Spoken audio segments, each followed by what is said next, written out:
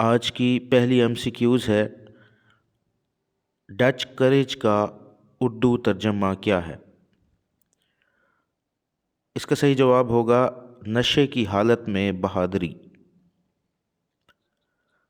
اگلی MCQs ہے French لیو سے کیا مراد ہے؟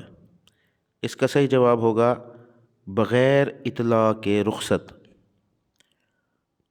اگلا سوال ہے در دل کشا کس کا سفر نامہ ہے؟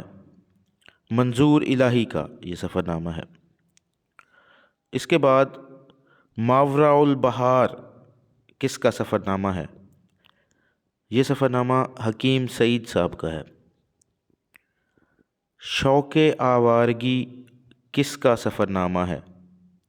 اس کا صحیح جواب ہوگا عطاء الحق قاسمی۔ اگلا سوال ہے یاران کہن کس کی خاکوں پر مبنی کتاب ہے؟ اس کا صحیح جواب ہوگا عبد المجید سالک۔ اگلا سوال ہے دید و شنید کس کے خاکوں پر مبنی کتاب ہے؟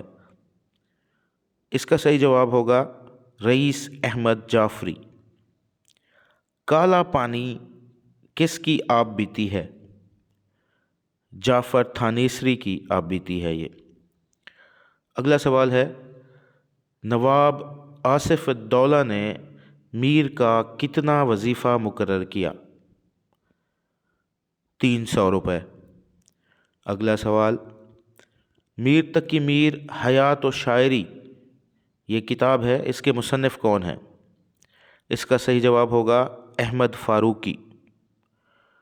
اگلا سوال ہے میر کی مثنویوں کی تعداد کیا ہے؟ میر نے 37 مثنویاں لکھی تھی۔ سوال نمبر 12 گلشن بے خار کس کا تذکرہ ہے؟ نواب مصطفیٰ خان شیفتہ کا تذکرہ ہے یہ۔ سوال نمبر 13 گلشن بے خار کے جواب میں کون سا تذکرہ لکھا گیا؟ شیفتہ کے جواب میں ایک تذکرہ لکھا گیا تھا نغمہ عندلیب۔ اگلا سوال ہے نغمہ عندلیب تذکرہ کس نے لکھا؟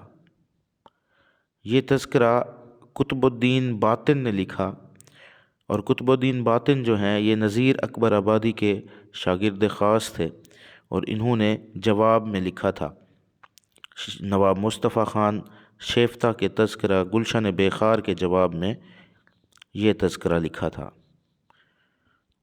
آخری سوال ہے نغمہ عندلیب کا دوسرا نام؟ اس کا دوسرا نام ہے گلشن بے خزاں۔ تھینک یو ویری مچ، ملتے ہیں اگلی ویڈیو میں۔